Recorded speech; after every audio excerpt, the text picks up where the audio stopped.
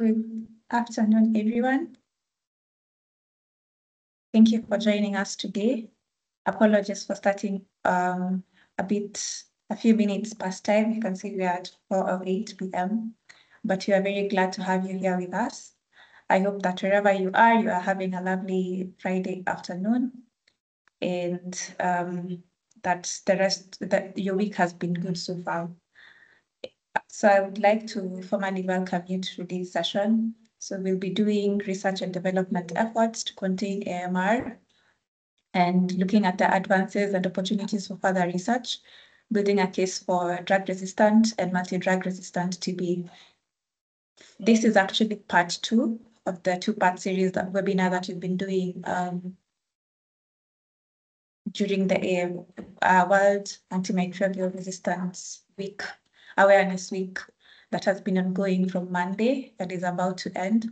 So we had our first session this Wednesday, where we covered what AMR is, the current scope of AMR, and what the people in the clinical settings, professionals in the clinical settings and community settings are doing to curb it. So now we'll be looking at the research efforts towards curbing it. So before we actually get into the session, I would like to just give us some housekeeping rules that will be utilized throughout the entire session. And the first one is that you will notice that your microphone and camera are actually muted, and this is to avoid disruptions during the session.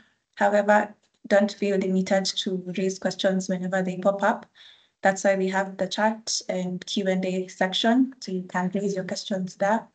But we'll also have a Q&A session at the end. So the presentation is going to be for an hour. And then afterwards, we'll have a Q&A session where you can actually just raise your hand and we'll be able to unmute you on our end so that you can ask your question. Before we get to the presentation itself, I'd like to take you through African Pharmaceutical Network. I'm sure you've been seeing us a lot, especially through this industry discussion forums. And you're wondering, who is this organization? What do they do? So I'm here to answer those questions briefly, and then we'll move on to the actual session. I believe we can all see my slides.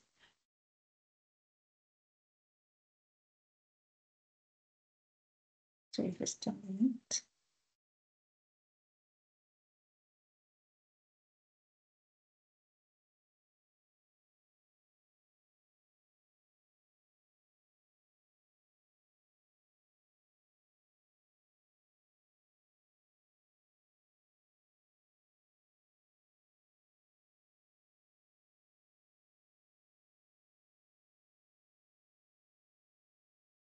So African Pharmaceutical Network. So we are a Pan-African network, and what we do is we bring together stakeholders working within the pharmaceutical industry of Africa. These are from the professionals to the organizations themselves. And the purpose for this is to promote knowledge sharing, shape the policy landscape of the pharmaceutical sector, and also nurture partnerships that create innovations. And all of this is towards ensuring that the African population has reliable access to safe, efficacious, and affordable quality medicines. In the foundation, or rather the genesis of African Pharmaceutical Network, it was founded during the COVID-19, so that is 2020. And some of the reasons why the organization was founded was, one, we noticed that during this period, COVID-19 actually exposed the vulnerabilities of the pharmaceutical sector. And one of the vulnerabilities that were very clear was that there was limited local manufacturing capacity. People had limited access to these life-saving drugs, which were actually critical at that point in time. And up to now, we can still see that Africa actually relies on up to 80%, 70 to 80% of the health products used locally are imported. So then we need to change the tide and ensure that the products that are actually utilized in the continent are manufactured within the continent. Another thing that we also noted was that in the face of these challenges during the COVID-19, everyone was working in silos. There was segregation. Those in the pharmaceutical industry, from the regulatory affairs professionals to the pharmacovigilance professionals, and also those in the clinical settings, the public health officers, they were working separately instead of looking at how they are coordinated. They can coordinate their efforts to ensure that they can effectively address the challenges that they were facing at that particular time. Another thing was that there was a lack of common platform to drive the industry-led continental agenda. Currently, through now the African Union, there are three key things that Africa is trying to solve for in terms of the pharmaceutical sector. One is to ensure that regulatory systems is strengthened, and this is through the WAAW and EPAD Foundation. Secondly, is to ensure that local manufacturing is actually working and can meet the demand, at least 60% of the demand that the continent has in terms of health products and technologies. And lastly, the strengthening of the public health systems. This is through Africa CDC. And if you look at also during the time for COVID-19, you'll find that there was an overuse in terms of the antibiotics, or rather antimicrobials, to try and fight off the virus because we didn't know what we were dealing with. So this overuse, according to WHO, there's now evidence that this overuse actually now promoted, or rather exacerbated, the increase in antimicrobial resistance, which is now a global health challenge, killing millions. And if you look at the African context, where the burden of tuberculosis, tuberculosis, HIV, as well as malaria is actually the highest in our continent, but you'll find that resistance is also growing towards this particular drugs that address these three disproportionate diseases. And this forces the healthcare practitioners on the ground to now resort to second-line treatment because first line is no longer working for the patients. And if you use second line, that this means that there are more toxic, hence more severe side effects for the patient, meaning that as professionals, we are compromising our patient safety. Secondly, they're also more expensive compared to first line. And what that happens is that we are putting more increased, the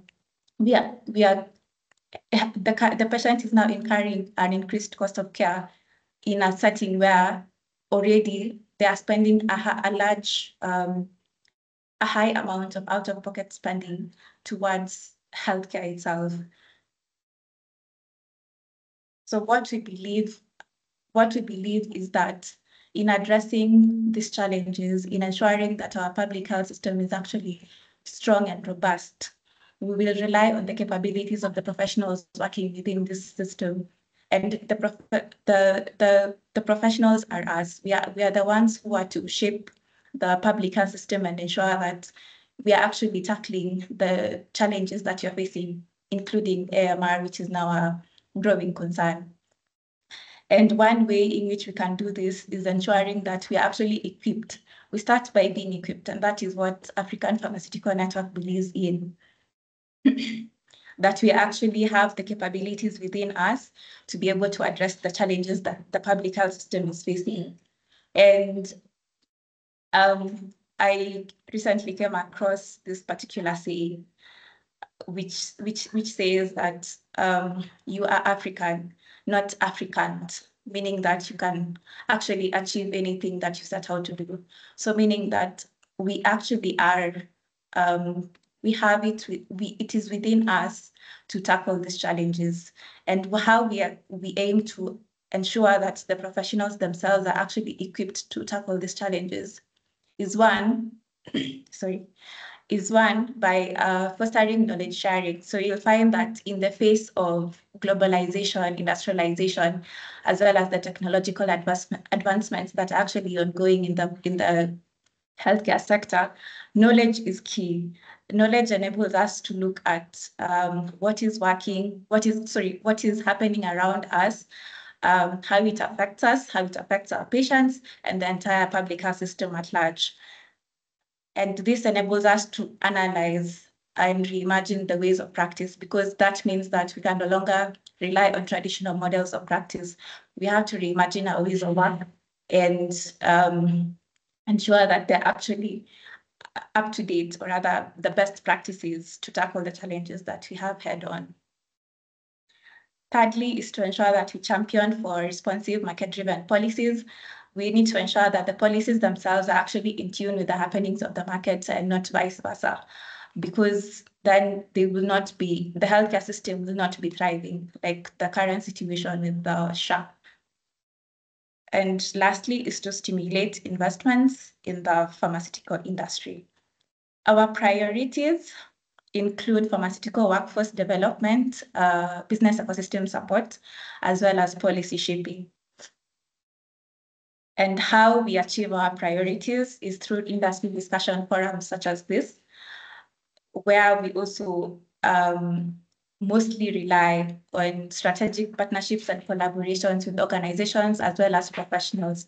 Like for this particular instance, it was as a result of collaboration with professionals working in the research space that this was actually possible. We also do trainings through the Pharmacy Academy and also through strategic partnerships offer our students experiential learning opportunities. Policy advocacy and shaping of the environment is also key for us, and we also rely on strategic partnerships with not only if professionals themselves, but also policy-making organizations. So lastly, we have market intelligence. So we gather market intelligence. Sorry, I have a quote.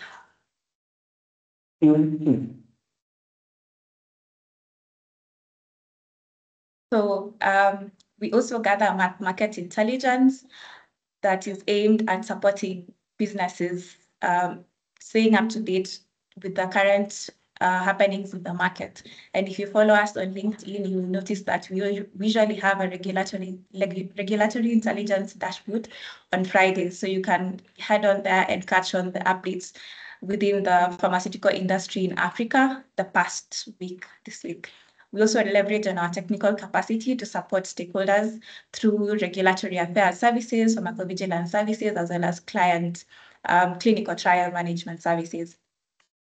In our team, we have the advisory board that is composed of McDonald Noswe, Christina Sai, and John Polomolo, who is also our board chairperson. In the secretariat team, we have myself and Ms. Juliet Ouma. The leadership team, so we're in the capable hands of Dr. David Odhiambo, Dr. Kevin Odongo, Esther Anyango, Dr. Denish Tinini, and Anushri Patel. Throughout our foundation, we've been able to work with several partners, including IFPMA, H3D, and FIB. In our geographical footprint, we are headquartered in Kenya, although we have representation throughout Africa in about 25 countries. And what this means is that for partners who actually want their projects implemented and executed in these particular countries, we are able to see them, or rather to support them. And this is also aided by the support that we have on the ground with the individuals on the ground. In our offerings, so one of our key offerings is pharmaceutical workforce development. And as I had mentioned before, that we believe that it's within us, that we have the capabilities in-house to be able to drive change within the public health system in Africa. And we founded the Pharmacy Academy in 2023. So far, it's focused on 3 courses. We have 3 courses running: regulatory affairs training, pharmacovigilance and patient safety, as well as pharmaceutical supply chain management. We also organize workshops and industry discussion forums, all aimed at sharing knowledge and also development in the market currently. These are 3 courses, as I have mentioned. So in our courses, we instill the participants with foundational principles in the 3 spaces. So that is regulatory affairs, pharmacovigilance, and patient safety, as well as pharmaceutical supply chain management. We also ensure that they are equipped to execute the core functions involved in each of the 3 and expose them to opportunities in these particular spaces. That is, I have mentioned. So what is next for you? What is next? You can become a member. We have a network of members that you can join. You can partner on us. You can partner or reach out to us on projects and also learn with us. And with that, I come to the end of my presentation.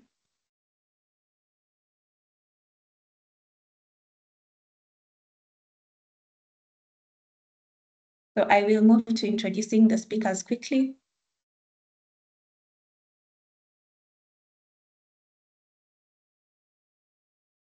So we will start with Dr.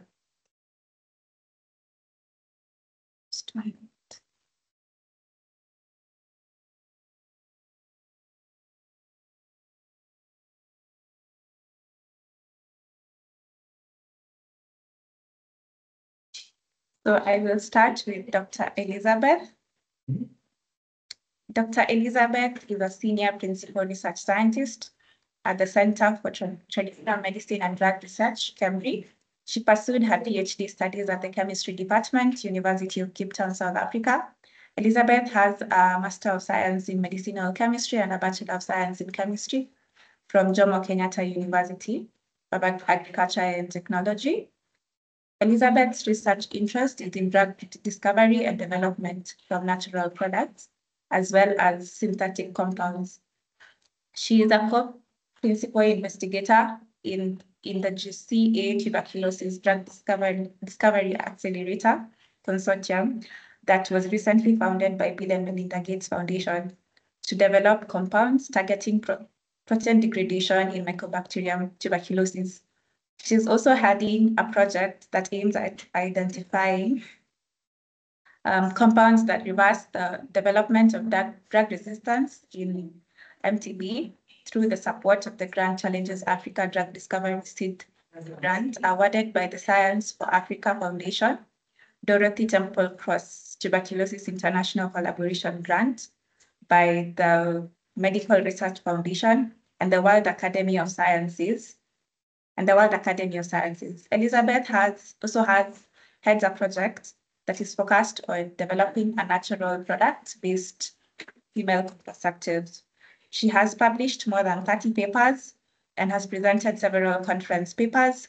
She collaborates with many scientists and has been mentoring several students undertaking postgraduate studies locally and internationally. She is a member of the Cambridge Scientific and Ethical Review Unit, Bioethics Society of Kenya, amongst others. Moving on to Dr. Robert.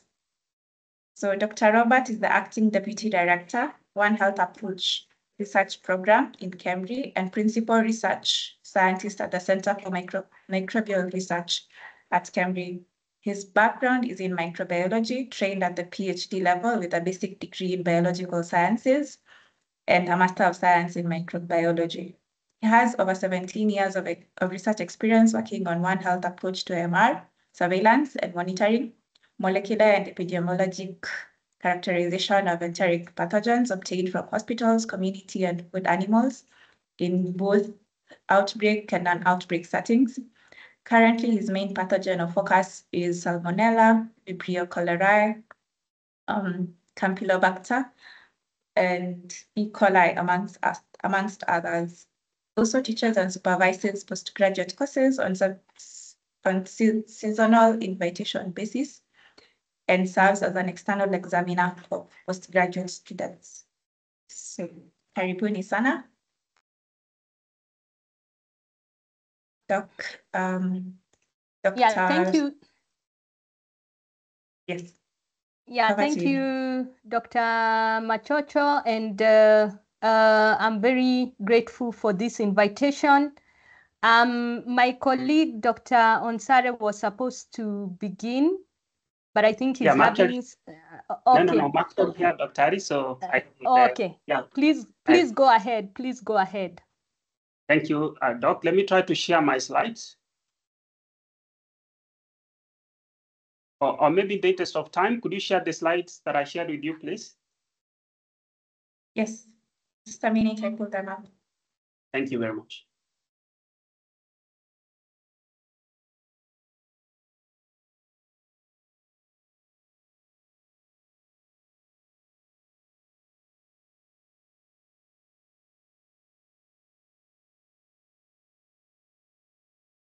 Yeah, great. So if you can make it in a presentation mode.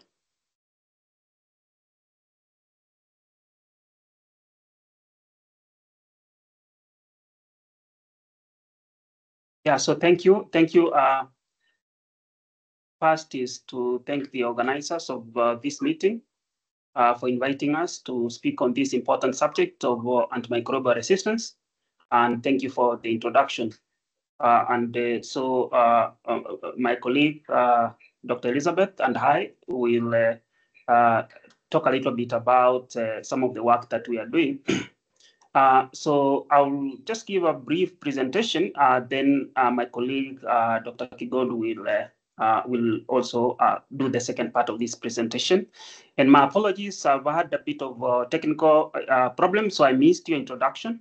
And I'm hoping then we can get to connect as as we go along, also at some point. So some basics. I know most of you may already be aware of what this is, but just like a quick overview, AMR. AMR, as defined by WHO, is the ability of a pathogen. For example, this can be either bacteria, a virus, or parasites, to stop an antimicrobial agent from doing what it's supposed to do.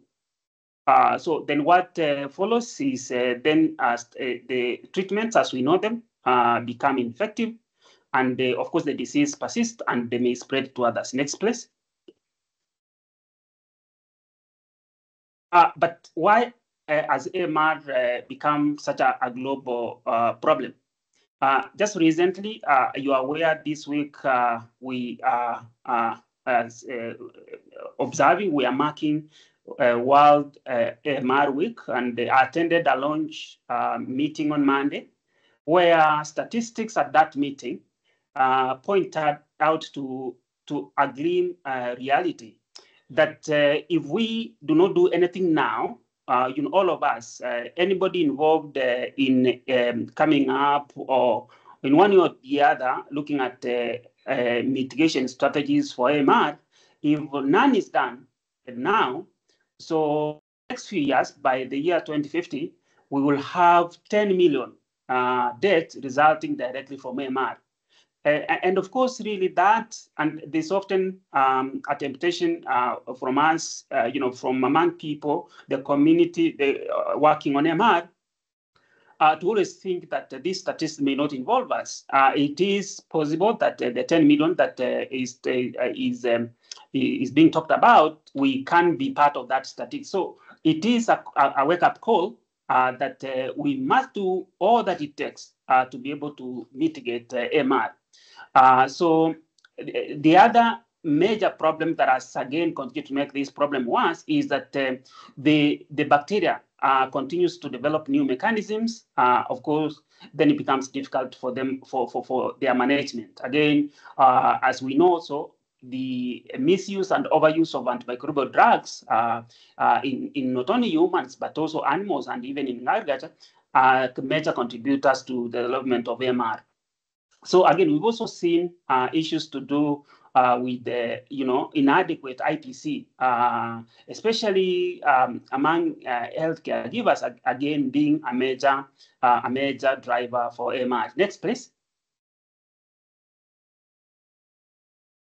And that brings us to an approach that has come to be very effective in terms when you're talking about MR. Then naturally you need to talk about One Health approach. But what is One Health approach? Now, this is an integrative effort where multiple disciplines working locally or nationally and globally with a major aim to achieve optimal health for people, animals, as well as the environment. This is the realization that all these components, the people, the animals, and environment, because of the interconnectedness, are important if you to make any progress as far as AMR is concerned. Next, please. But why is One Health that I've just described is important? A number of reasons. One, we've seen population pressure. you can bear with me that the people nowadays, people are living more closer and closer as years go by, unlike in previous years. And what that results into is making it easier for transmission of diseases. There's also the issue of climate and land use. I'll talk a little bit more using one of the common pathogens to just elaborate a bit more about the climate change. There's also the more global travel and trade. It takes about 8 hours for somebody to transfer a resistant pathogen from Nairobi to, for example, Heathrow. It just takes a flight which takes about 8 hours to just transfer a pathogen from Nairobi to London. So the travel has made it even easier for the AMR to spread. Again, animals are not what we used to know. Traditionally, we used to know animals as just being sources of food, but now we know animals are much more. Animals are now considered as pets. Animals are being domesticated, and thus, providing easier routes through which AMR can spread. And so, for us to make any progress as far as AMR is concerned, then we have to be deliberate in terms of incorporating one thing in our approach. Next, please. Now, what's the link between the climate change and AMR? So, as you know, as we all know, I think, climate change is mainly involved significant changes that has happened over the past few years that are characterized by changes in temperature, precipitation, wind patterns, among others. Now, what this results into is it affects the ecosystems, it affects our human health, as well as economies globally. Again, these weather changes, evidence data out there shows that this change in the climate is driven primarily by activities by humans, especially, for example, using the fuel that we use to power, our cars, among others. Also, the agricultural practices that we carry on, again, is a major driver as far as climate change is concerned. Now, deforestation is another. Now, this again has resulted, the effect of climate change has resulted into a great or profound impacts. This includes shifts in climate zones and extreme weather events. Next, please. But then, what's the connection between climate change, AMR, and one else? So climate change, as we've seen, as in a significant way, impacts human beings, animals, as well as the environment. It does this by altering in a significant way the ecosystem, and this leads to increased disease outbreaks. For example, cholera, as we know it, salmonella. For example, as late as last year, around January, we had data showing that there were 4,413 cases of cholera, with 72 deaths amounting to about 1.73%. So this shifting landscape drives, again, the consumption of food and water contaminated with the resistant bacteria and higher antibiotic use, which contributes to the growing problem of AMR. So there is an nexus. So whenever we have floods, again, we see spikes in cases of infections. Again, of course, the infections need treatment by antimicrobials. And again, when there is demand on the use of antimicrobials, again, this drives antimicrobial resistance. There is a saying in MR research that the use almost always follows the resistance. So the more you use antimicrobials, the more you are likely to experience AMR. And the ironical part is, as soon as we go through a period of flooding, then again, this is followed closely by long spells of droughts. Again, then we start experiencing issues through the lack of water, and again, we see cases of infectious diseases rising, which again is followed by cases of antimicrobial resistance. Next, please.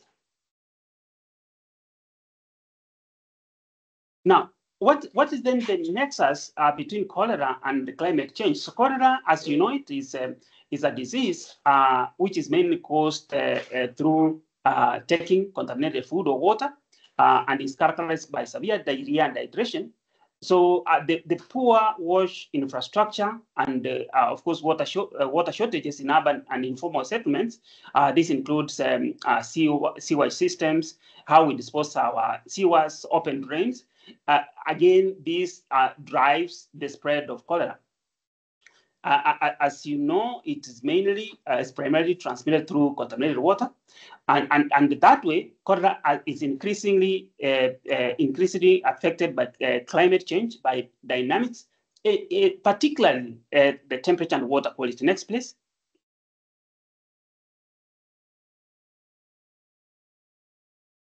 Now, what's the role of temperature in the cholera infection? So understanding the relationship between cholera and climate change dynamics is important when predicting and preventing these outbreaks. Now, we've seen data out there that shows a strong link between the rising temperatures and increased frequency of cholera outbreaks. How? Now, the warmer waters that I experienced during raised temperatures create a conducive environment where vibrio cholera that causes cholera thrives, leading to higher incidence of the disease. Next, please.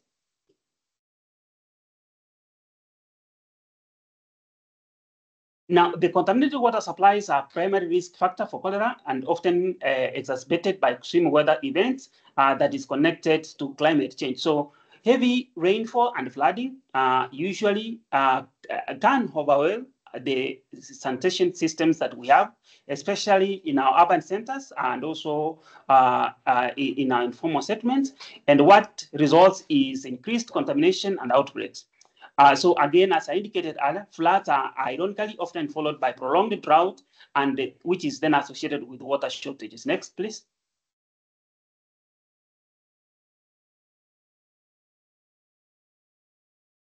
So the contaminated water, in terms of contaminated water as a driver, so the infection primarily is through drinking water that is contaminated with bacteria. And again, food is another driver for the transmission of cholera. And this is mainly by eating raw or undercooked seafood or contaminated fruits and vegetables. And again, environmental factors again plays a part. So flooding and poor drainage again does spread bacteria in water sources. We have also poor sanitation as another driver for cholera. So, for example, lack of access to clean water and sanitation facilities increasing the risk. And finally, human carriers. So again, we have people who are looking apparently healthy, but they are carrying the causative agent, which is vibrio cholerae, which who then can shed the bacteria in their stool and thus contaminating water sources, which then again spreads and causes disease. Next, please. Now, cholera is not the only disease that has been greatly affected by the change in the climate change. We have other diseases that among these include TB that my colleague Dr. Elizabeth will talk more about. We have also Shigella, which again has also been affected by the change in climate. We have also pneumonia, among other diseases. Many more are been affected by the change in our climate, and these cause for a deliberate effort in terms of rolling out One Health approaches in terms of containing these disease that have a negative link with the change, the climate change. Next, please. So in concluding, what is the best shot in terms of addressing AMR? So in addressing AMR, it's important that we apply a multifaceted approach that involves everyone. This includes healthcare professionals, policymakers, researchers, and public health in a One Health version. So some of the strategies that we can apply include promoting appropriate use of antimicrobials, enhancing surveillance of resistant microorganisms, developing new drugs, and of course we know this takes time, and also improving the hygiene and infection prevention practices. Next, please. So what is the take-home messages here? So again, now identifying gaps in knowledge and capacity building is again key. You need to be able to have well-trained personnel who can be able to provide quality surveillance, epidemiological data that we can base our decisions on. Now, there is an area that is often neglected, that's vaccines. Now, vaccines, if rolled out and if made accessible to the majority, is a cheaper way that will go a long way in terms of preventing AMR. An example is the pneumococcal vaccine story. So pneumococcal vaccine was introduced in Kenya in 2011, and we saw a major reduction in terms of pneumococcal disease in the years that followed. Clear evidence that vaccines can actually work if properly rolled out. Now, again, improving WASH infrastructure and WASH habits, again, are suitable as mid to long-term interventions. Simple things like encouraging healthcare professionals to always wash their hands, in between seeing patients. When a healthcare provider or a clinician sees a patient, we encourage them this clinician practice simple hand washing hygiene before seeing another patient.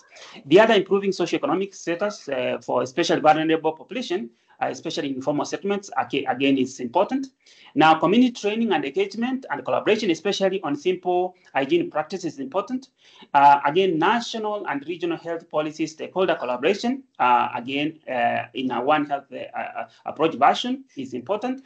And again, finally, again, is integrating One Health approach in policy making, again, is key. Next, please.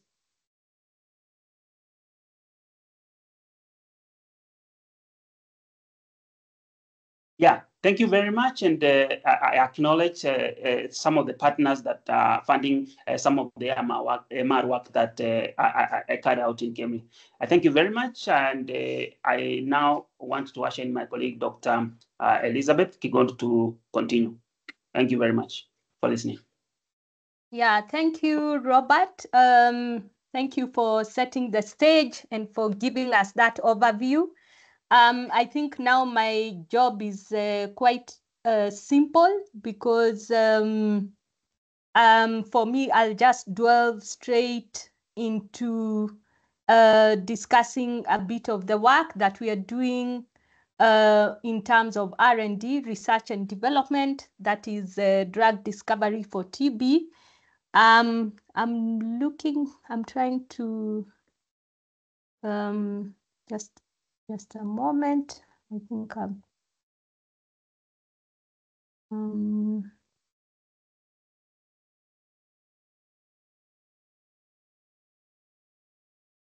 maybe Lucy, you could share for me. I don't seem to find the right place to share. That's all right. Let me pull them up. 1 minute.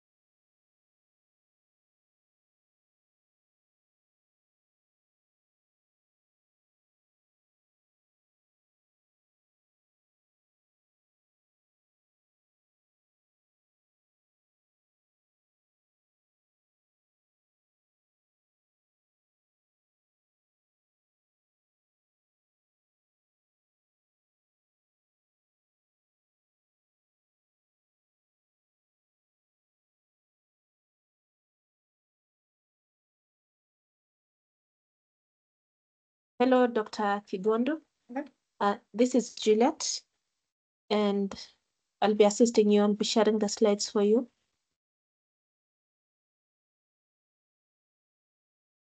Sorry, I encountered some technical challenges.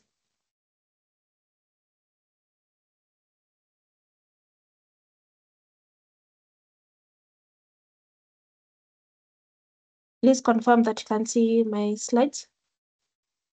Yes, I can. Thank you.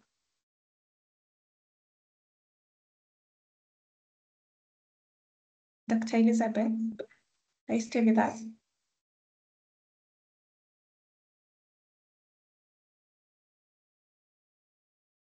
No?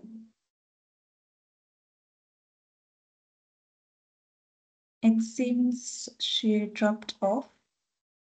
Just a minute, I get a hold of her. Sorry about that.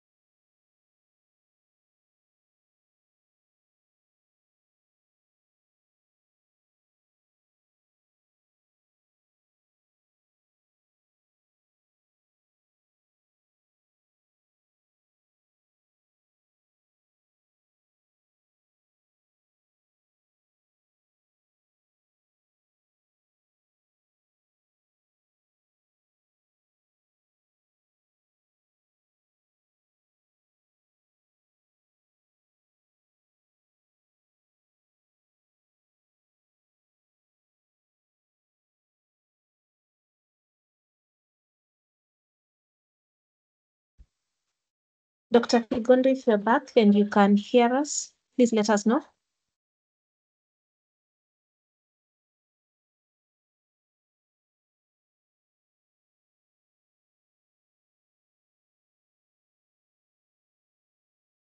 We sincerely apologize for the technicality. We seem to have lost Dr. Elizabeth, but she's joining us back.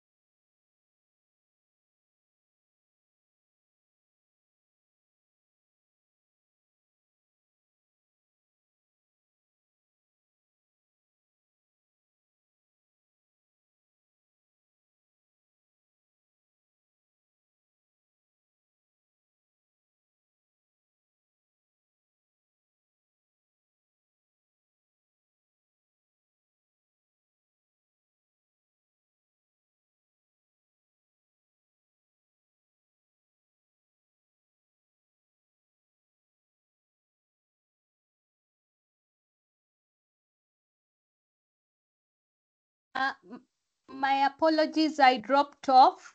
We are glad to have you back, Doc. Sorry guys about that. It's okay. All right. Yeah. So what I was saying is that I'm grateful to my colleague for at least setting the stage and giving us an overview of this issue on antimicrobial resistance. And now I'm going to go straight into telling you about the kind of work we are doing to try and deal with the development of resistance in Mycobacterium tuberculosis. And this work I'm going to talk about is basically work that was recently funded by the Bill and Melinda Gates. And therefore, this is the team I've been working with. I would like to really appreciate them at this point. So next slide. So basically, I wouldn't want to dwell so much on saying or talking about the problem of TB. It is still there with us. And as we can see in the map, we we have this burden mainly in the low and middle income countries, and as we can see, Africa is highly affected by when we look at the intensity of the green color. That is where the disease is mainly concentrated, and therefore we still need to do a lot of work to try and eliminate TB. Next slide.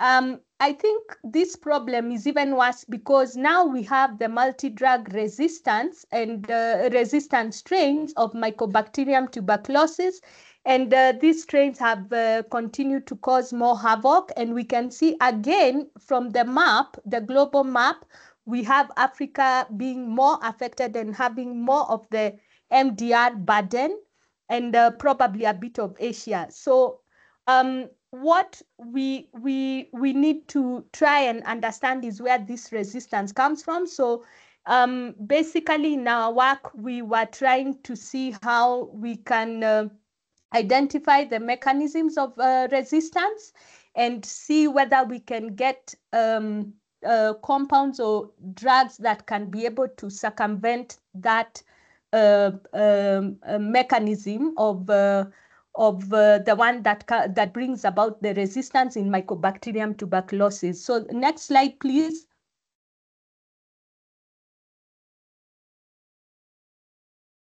Next slide. Yeah, so to understand the mechanism of resistance in Mycobacterium tuberculosis, we have various ways that the organism is able to evade the effect of drugs.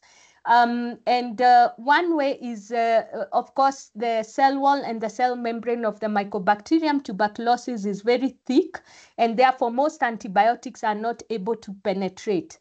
That is one way. And for those antibiotics that are able to penetrate the wall and the cell membrane, what happens is that they encounter enzymes, which the enzymes now, when they come into contact with the antibiotics, they degrade them and then they render them ineffective. That is the second way. The third way is when the antibiotic reaches the target, because remember that all drugs are designed to interact with targets within the organism. So when the antibiotic gets to the target, what happens is that it finds the target or the protein where it binds has mutated, and therefore again the drug is rendered ineffective.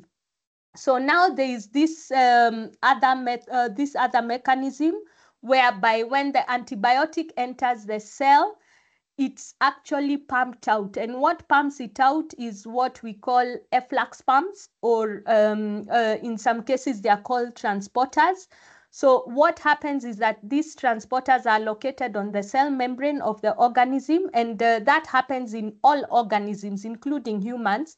So we have those transporters which they are able to detect or to identify toxins, and they pump them out so that they don't cause them any harm. So our research work was focused on these efflux pumps. Kindly move on to the next. Yeah. To highlight the efflux pumps is the one located there. Next slide, please. Yeah, and basically this image is showing us how the efflux pumps are located on the cell membrane. We have 5 families that have been identified in Mycobacterium tuberculosis. All of them are actually, they actually participate in the process of pumping out the drug. Next, please, kindly. Next.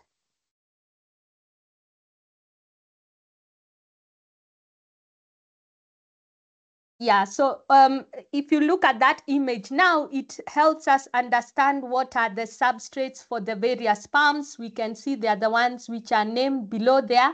And most of our antibiotics are actually substrates of these pumps. So meaning we don't have any antibiotic that is safe, because once it gets in, it's most likely going to be pumped out. And worst case scenarios is where we have overexpression of this pump. So when resistance occurs, what happens is that we have an overexpression of these pumps, and therefore when they are overexpressed, it means that they are more active and therefore more of the drug is pumped out. Next slide. Yeah, so our work or our project was basically trying to identify efflux pump inhibitors.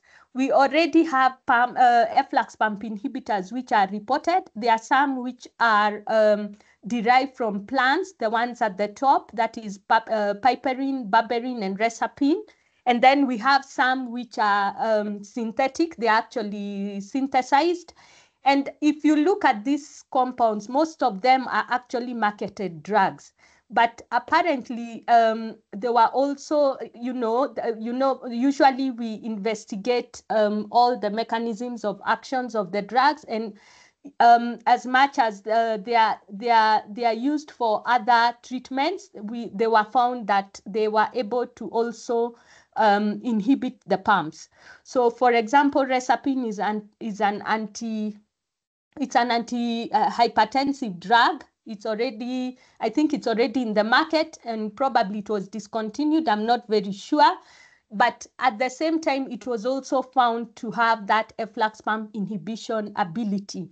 Same with the thioridazine. It belongs to a class of compounds known as phenothiazines, which are actually antipsychotics, and therefore it was also found to have that inhibition, efflux inhibition ability. So our focus for this study was mainly on natural products. So we can move on. Next. Next.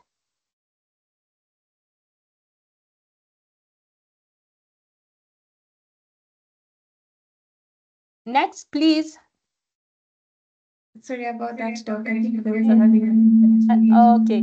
Yeah, so the focus of this study was on natural products, and we were trying to get analogs or compounds that are similar to the three that can be further developed into efflux pump inhibitors in combination with anti-TB drugs, which are in the market or in the drug development pipeline. So next, kindly.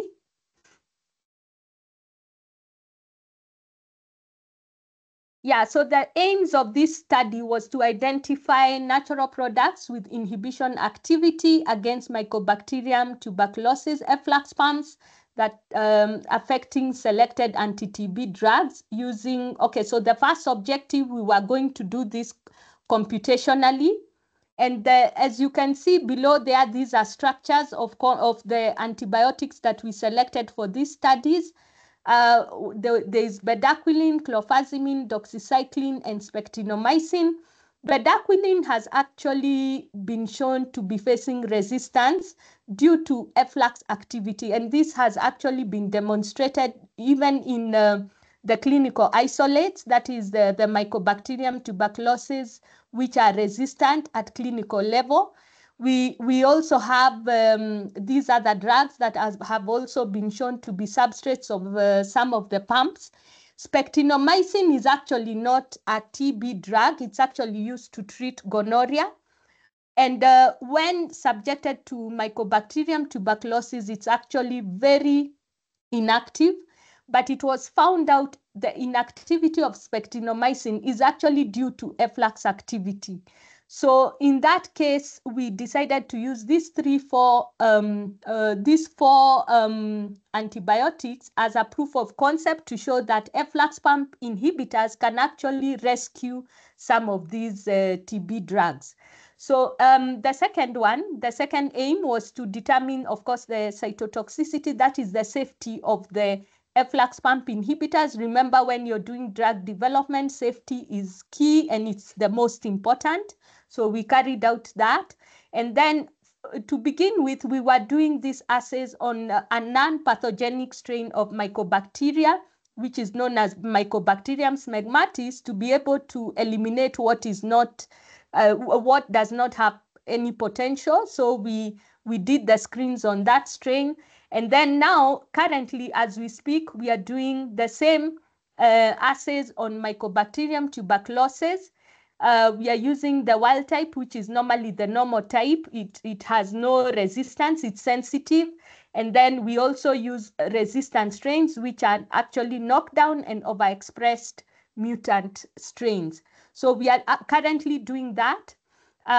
Next slide, please. So I'll explain now how we go about it to obtain the findings that we have so far in this project. Next. Yeah, so this is the approach. I don't want to really go so deep into the methodologies that we used for this project, but most importantly to note is that we selected about 170 compounds, and these compounds were prepared computationally together with the efflux pumps, which are now the proteins of interest, the targets of interest, which are obtained from some databases. And these, the efflux pumps we selected are those three, the ones indicated as RV1, RV2, and RV3. So kindly you'll excuse us for not revealing the actual identities of the pumps and the compounds because this work has not been published. We are still working on them. So yeah, then the next part is, of course, determining the safety and then doing the assays using a method which is known as checkerboard assay. This one is where you combine the drug, the antibiotic, and the efflux pump inhibitor to see whether there are any interactions. In our case, our interest is to see a synergistic effect between the TB, the anti-TB drug, and the efflux pump inhibitor as an indication of the effect that we hope is the case, in this case, efflux pump inhibition. So the other aim 3, we are still working on it, as I had indicated earlier. Next slide, please.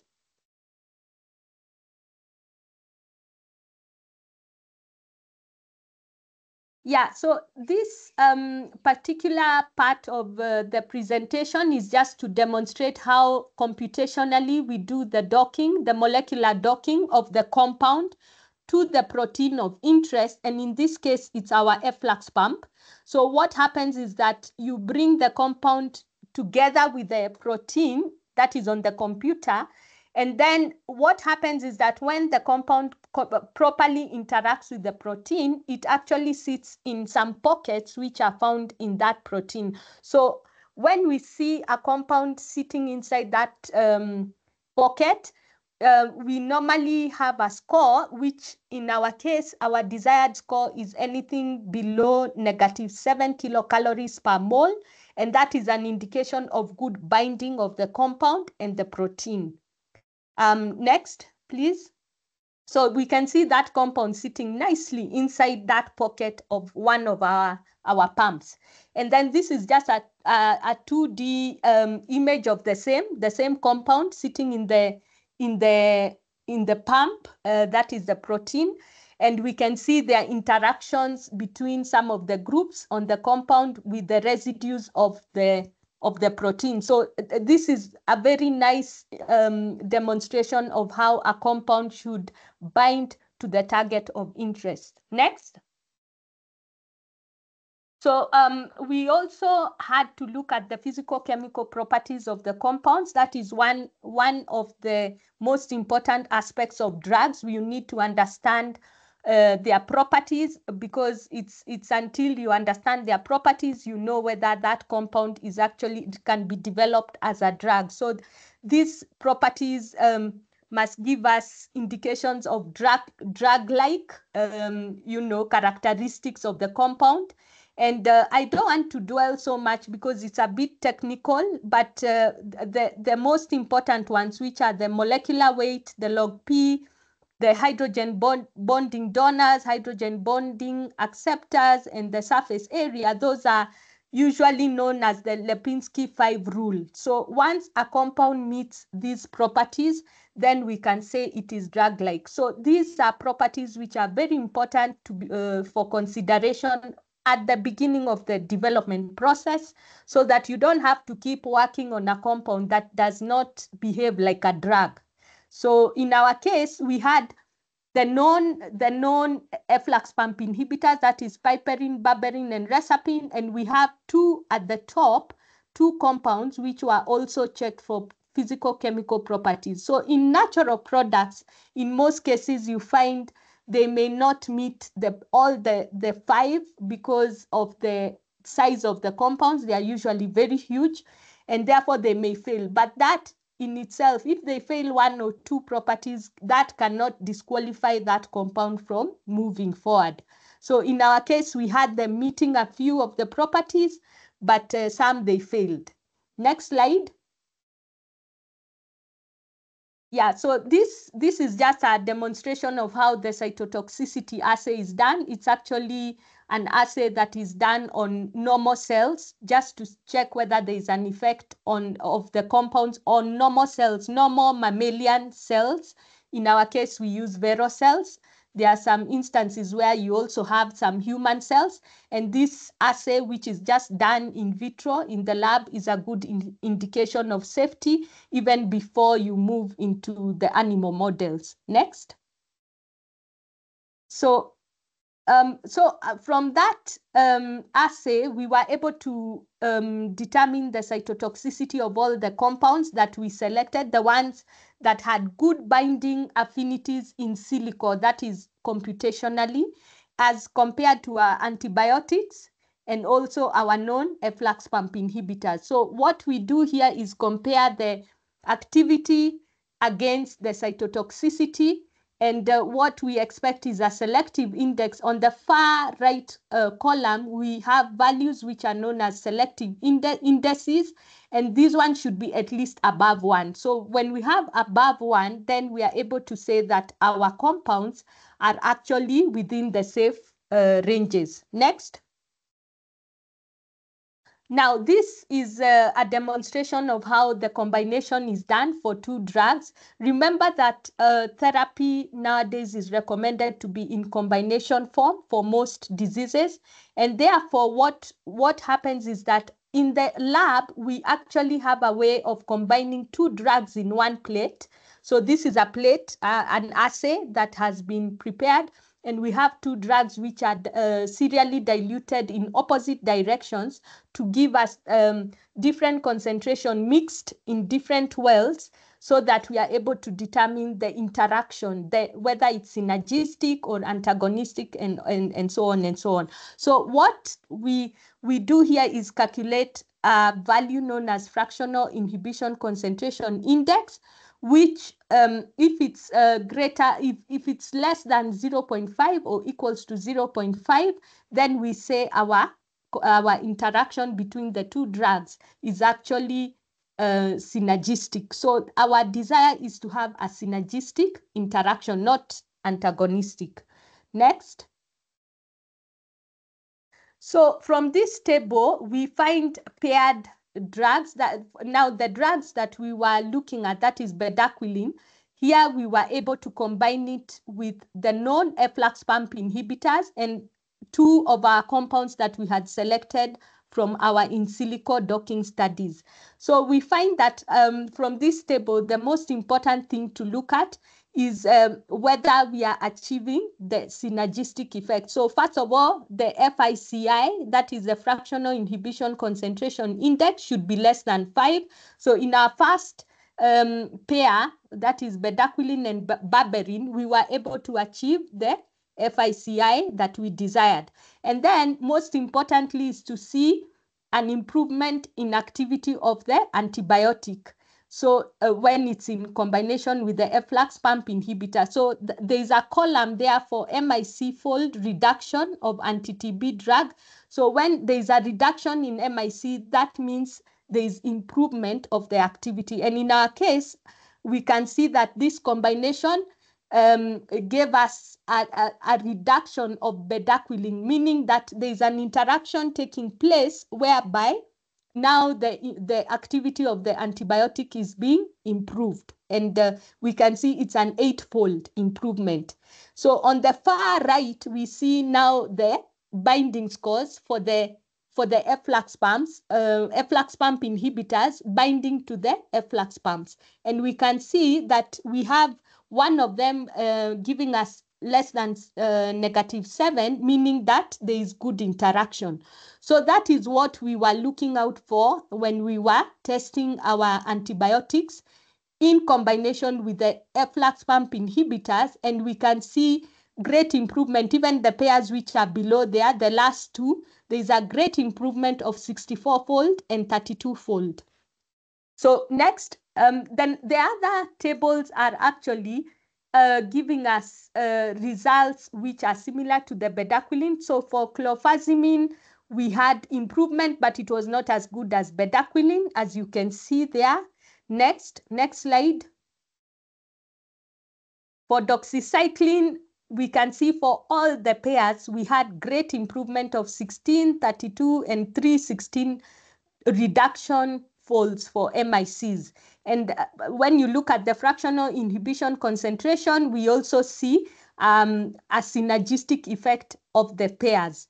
And then also the binding of the pumps, the efflux pump inhibitors to the pumps can also be able to be seen on the columns on the right, therefore correlating to what we, the findings we see in the assays.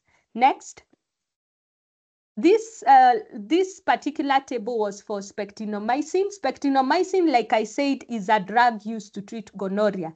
And here we are trying to repurpose it for TB. And how do we repurpose it? By also doing the screening together with compounds. These particular compounds that we are seeing on the far left were actually, we isolated them from our plants, our own plants in Kenya, that have been reported to have efflux pump inhibition properties. So those are compounds we already identified. The structures are not provided for purposes of, because we haven't finished the work, but we can see there was good binding of those compounds to 3 of the efflux pumps. And if we look at the MIC of spectinomycin, it's 100.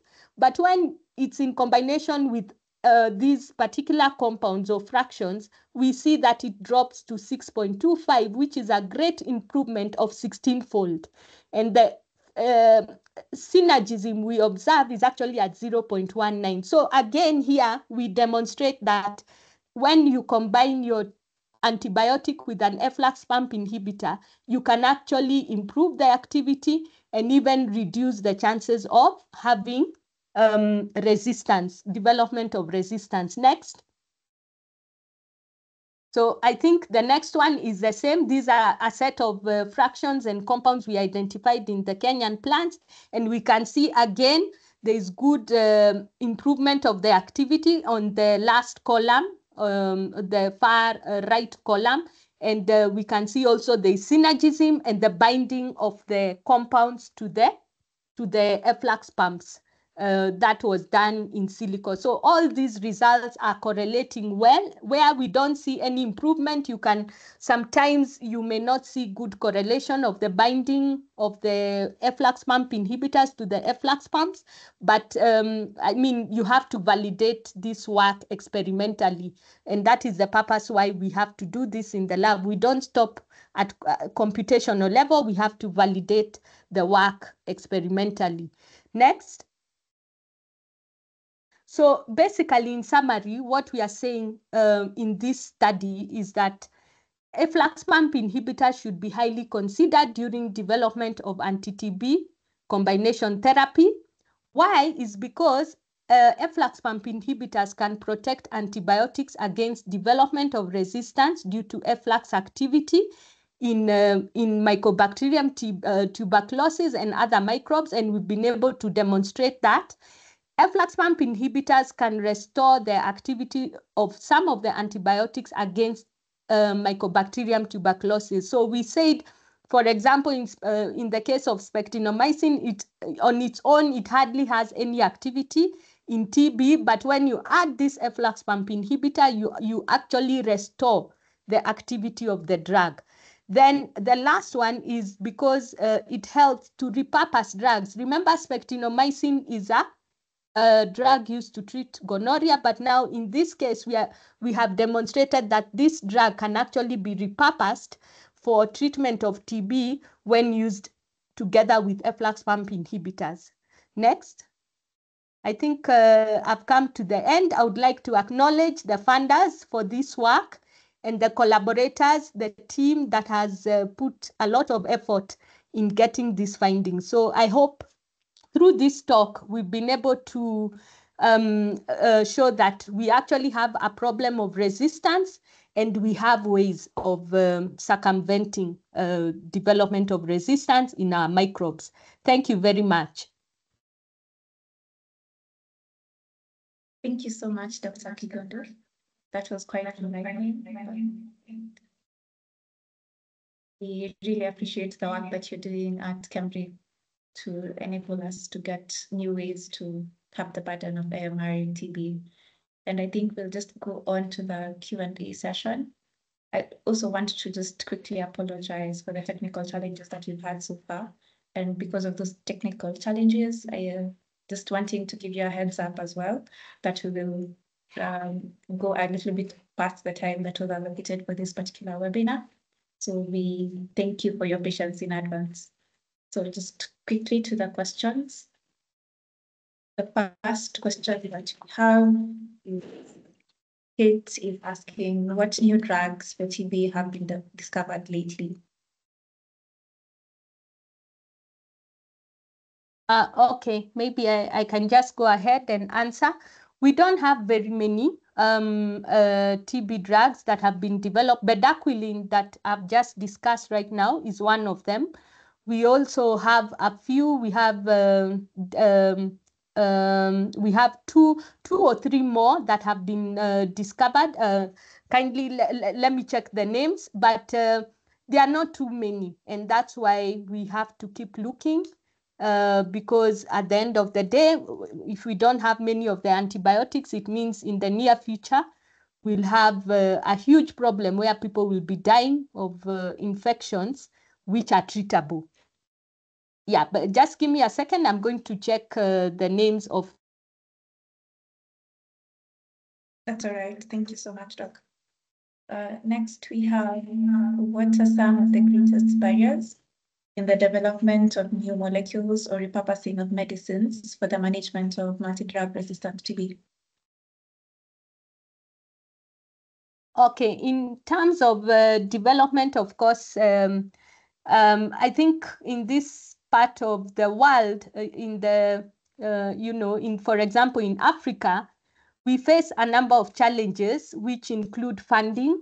Most of our governments are not putting in money to carry out development of drugs. So we are forced to source for funding from outside, like you have seen. In my case, most of the studies are being funded by external funders. And therefore, that's one thing. The other thing is the facilities to carry out the development of the drugs. So there are very few labs that have that capacity. In fact, at Cambridge is one of one of the best institutions in terms of research in Africa. But unfortunately, we still don't have all the facilities which are necessary to carry out development. So in this case, we are forced to partner with institutions outside Africa. But we have quite some capacity in South Africa. So I'm also, myself and my team, we are collaborating with some labs in South Africa. But yes, the facilities are quite an issue.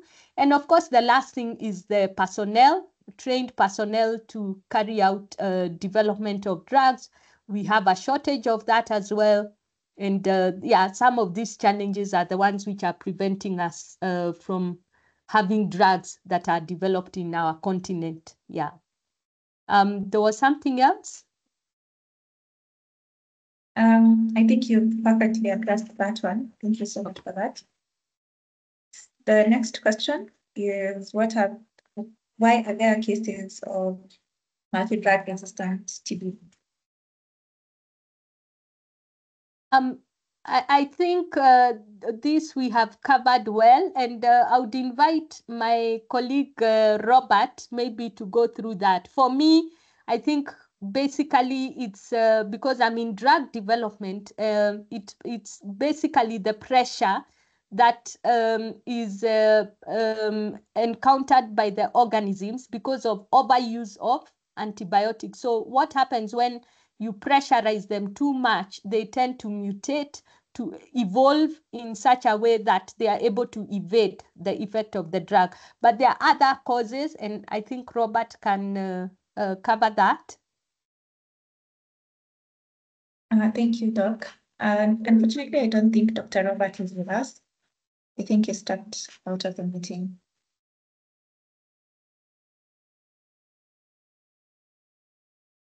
Moving on. Could these molecules be applied for other resistant strains like methicillin resistant SA? Sorry, I didn't get that one, Lucy.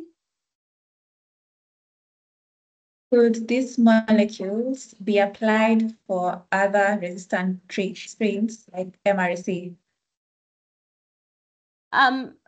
Yeah, okay. I think I somehow get the question. I think, yes, this can be applied. Efflux pump inhibitors can be applied because generally we have resistance being coming about due to efflux pumps, which every organism has, every one of them, including parasites. So this technique of using efflux pump inhibitors can be applied across the board. Thank you. Thank you. Thank you for that clarity.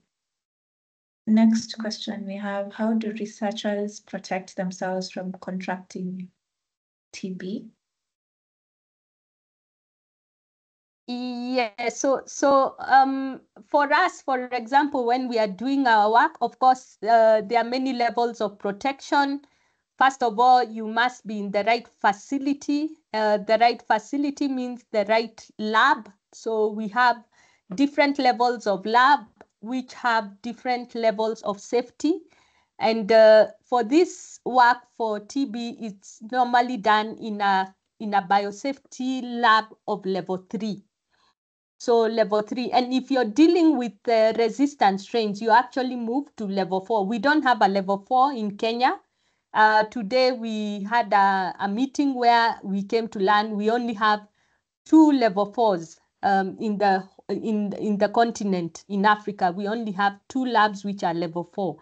So basically the lab is very important because there are some features in that lab that protect the user, and it also protects the environment. So it's important to carry out this kind of assays in such a lab. At the same time, there are those PPEs that one must wear, okay? So you have to be in certain PPEs. Sorry, I should have had a picture of how we dress when we are going to a level 3 lab. We usually look like those people who are going to the moon. So you have to protect yourself fully. And in most cases, those PPEs are left there in the lab. They actually have to be disposed of. So yeah, that's one thing. And of course, ensuring that all the protocols are done within or with the right, using the right standard methods, and of course, using good laboratory practice. Yeah. Thank you so much, Doc. It was quite interesting to learn about how the resources that we have are quite inadequate. So you mentioned spectinomycin quite a bit. Is doxycycline also promising in this research? Yes, doxycycline is also quite promising because I think it's actually new. Sorry, I'm not a clinician, so that's why I think I don't have much information about what is in use. But I know doxycycline is one of those drugs that is considered, especially when the first line drugs fail. So yes, there is potential, but like I said, we need to protect our antibiotics. We need to rescue the ones which are already facing resistance. Therefore, when we take care of the issue of resistance, then yes, there is a lot of potential in most of the antibiotics. Thank you so much. Maybe I can ask one final question before we come to our wrap up. in the work that you've done, what lessons, you've been in research for quite a bit, what lessons have you learned from research and development efforts in TB that may apply in combating AMR and other infections? Okay, so one of the most important lesson, I think, in terms of development, drug development or development of any therapies, is that you cannot work alone. You have to collaborate. People have to come together, and using the different expertise, using the different capabilities, then you're able to deliver products which can be used for treatment. And in that case, I think there is some great effort that is taking place now in Africa. I and my team, we are actually part of a consortium that is known as the Grand Challenges Africa Drug Discovery Accelerator Consortium. So within this consortium, we have we are doing drug discovery for malaria and for TB. Therefore, we must come together. That is the message. We must come together and leverage the different expertise, the different capabilities, so that we are able to have drugs which are developed within our continent, Africa. Yeah, that would be my take on that and my lessons that I've learned. Yeah, collaboration seems to be popping up everywhere, every field. So it's quite good that you also mentioned that. I had forgotten one person. Lawrence, you have your hand up. Maybe you can give us the final question before we wrap up. Yes, thank you very much, Dr. Elizabeth. That was very insightful. I enjoyed every bit of it. And it's good to know about the... So I wanted to just ask multi-drug resistance, at what point will the efflux inhibitors, efflux pump inhibitors be useful? So in drug-resistant TB, we have multi-drug, we have pre-extended, and we have extended drug resistance. Usually during the extended, most patients is 50-50, right? So I wanted to ask, was this moiety, was it tried at that extended level? Was any time it was cascaded down to that level? Perhaps this could be a cocktail that could save patient at that extended TB drug resistance level. Thank you. Okay, thank you, Lawrence. Basically, the efflux pump inhibitors are supposed to address the issue of efflux activity. And if you remember in my presentation, I also talked about other mechanisms of resistance that affect our TB, our antibiotics. And therefore, I think the thing is to ensure that during development, combinations of the compounds or the drugs are investigated as early as possible. First of all, to see whether they can circumvent this issue of resistance, be it through efflux activity or any other mechanism of resistance, or maybe just to enhance the activity of the antibiotic. So I think for me, if I'm doing drug development, I would consider doing combinations as early as possible, so that now you can also keep optimizing the combinations up to the level of use in humans. I hope I've answered your question, Lawrence. Maybe I didn't get it. Okay, thank you. Thank you, Lawrence, for the question. And to all the participants that were also able to engage with Dr. Elizabeth, thank you to you all. Thank you to everyone for your patience and understanding throughout this session. You know, we've encountered some challenges, but we've been able to come out on the other side with information that I believe will enable us to tackle AMR within our settings. And as we come to the end of the session, I hope that for those who joined us for the first session on Wednesday, and those also joined us today, that as we come to the end of World Antimicrobial Awareness Week, we've been able to pick one or two things because I know there have been so many campaigns. We are not the only ones who've done this. So I know that there have been so many campaigns. You've attended some of them, that you'll be able to pick up one or two things that will enable you to, or rather have equipped you to tackle AMR better than you were tackling it last week. And with that, I'd like maybe to give final remarks to Dr. Elizabeth before I can end the session.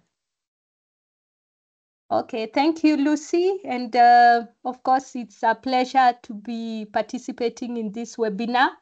My hope is that we've been able to convince the audience that as much as we have antimicrobial resistance, that is a huge burden today, we have ways and solutions of killing that problem and ensuring that we do not have any problems with our therapies, our medicines.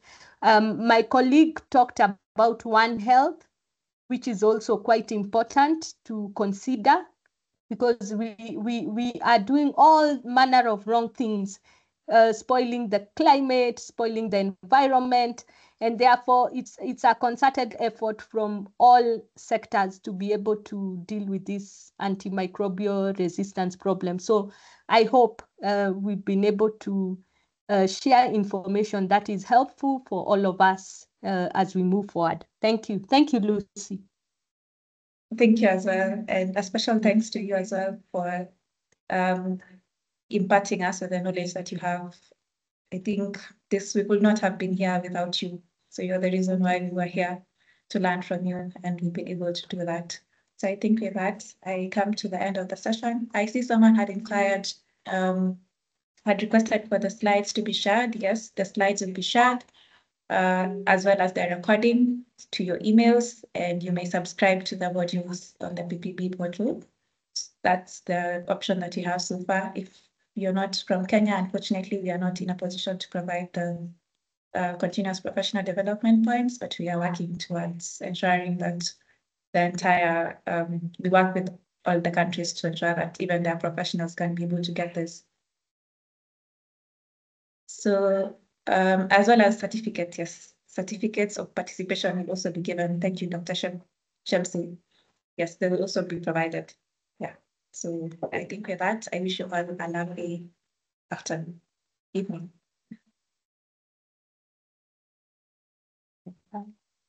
Bye-bye.